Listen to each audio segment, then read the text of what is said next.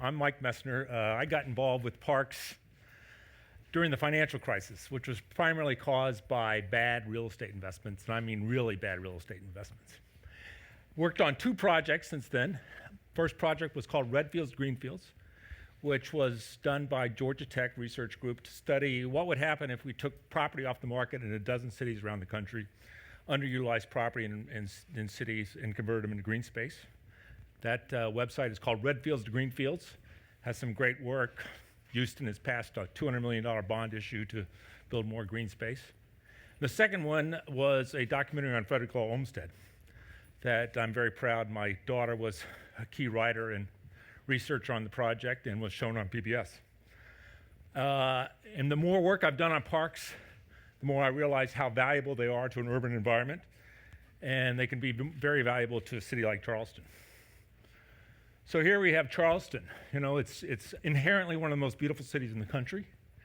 The peninsula looks a lot like the island of Manhattan, so in some ways we're the Manhattan of the Low Country. It's one of the fastest growing cities in the country. Businesses are relocating here. We have some of the top restaurants. So what's our future going to be like? I grew up in Atlanta. In Atlanta, feels like Charleston did when I was growing up in the 60s. About the same number of people whenever. Atlanta grew up around the automobile. It devoted most of its resources to highway investments, very little to green space investments.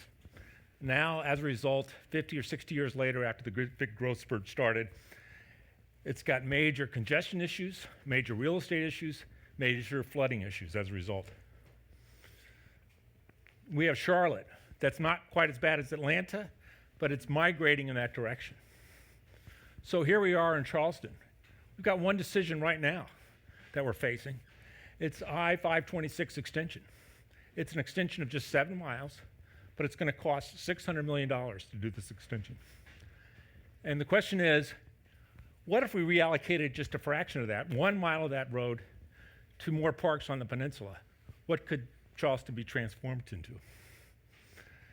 Maybe we should follow the plans of the 19th century instead of the 20th century growth plans. The 19th century growth plans were built around urban parks. New York Central Park was right when they were starting their big growth spurt in the 1840s. This is Emerald Necklace in Boston. And they were designed around the landscape architect Frederick Law Olmsted.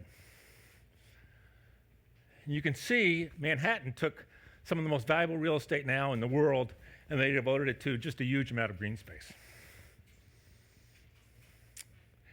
And I think Charleston can take some of the work that Frederick Law Olmsted did.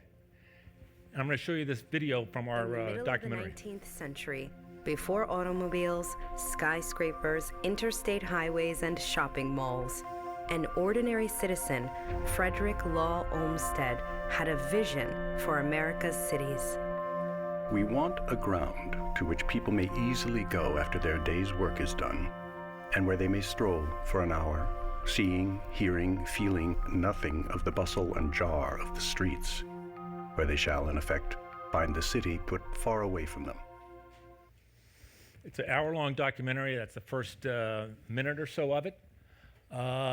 We can follow here in Charleston Olmsted's vision for the city. We have great resources to work with, including a lot of, and Olmsted has already started. The Olmsted firm designed Hampton Park. They designed Park Circle neighborhood and the parks surrounding Park Circle. They designed the Crescent neighborhood in West Ashley. They designed the Naval Base, which now has a beautiful park adjacent to it, Riverfront Park. So where do we go? We have a lot of assets in which to start with. What do we do with these assets? How do we turn them into a much more viable Charleston Peninsula? And it's not as expensive or difficult as you may think. We start with the rail line going down the middle of downtown Charleston. It's an abandoned rail line, hasn't been used in 10 years. It starts around Marion Square. It can connect to the Ravenel Bridge. It could connect to Hampton Park. And then we've got this huge piece of property called Laurel Island that we can start thinking about. And then it goes on up to Magnolia Development. That's the first step. That's about a $10 million project that we can start this whole transformation around. And you can see it won't take that much to just transform downtown Charleston. Then we take the northern end of that and we have this Magnolia Development, which is 200-acre brownfield spot. Nothing has been done with it since a failed development about 6 years ago. Why don't we start with an amphitheater out there overlooking the Ashley River with maybe we can listen to the symphony or a jazz concert, and maybe a skate park as well. $8 million for an amphitheater, $2 million for a skate park, you have another $10 million. Then we have Laurel Island, which is that big piece of property we saw. It's a landfill, very difficult to develop on. Why don't we turn this into a new botanical gardens, like Naples just built in their city? We don't even have to devote all of it. We can just devote half of that property to it. And then we have the streets going up to North Charleston, where we have Park Circle. Let's make this a conversion into a green street, so it's much more user-friendly. We tie that into the conversion of about 10 miles of abandoned rail lines in North Charleston. We also buy some empty vacant lots up there and turn them into pocket parks. And we have transformed the entire peninsula. This would be another $10 million or so to do the rail trails conversions as well as the pocket parks. So all in all, we spent about $60 million, and we've just transformed the peninsula, which is the core of the region.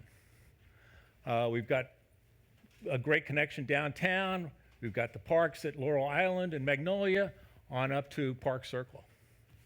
So for a fraction, less than the cost of 1 mile of the I-526 extension, we have truly transformed this peninsula for future generations that I think we can all know will be greatly enjoyed.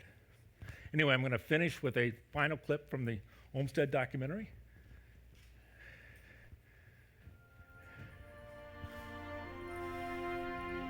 In all my life, I have never seen such joyous collections of people. I have in fact more than once observed tears of gratitude in the eyes of poor women as they watched their children thus enjoying themselves. When the arrangements are complete, I see no reason why thousands should not come every day to use them.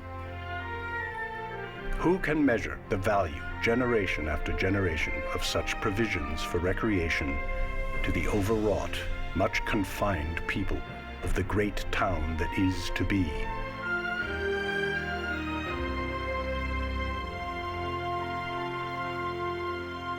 So let's reinvent Charleston to the 19th century vision that we had in this country. Thank you.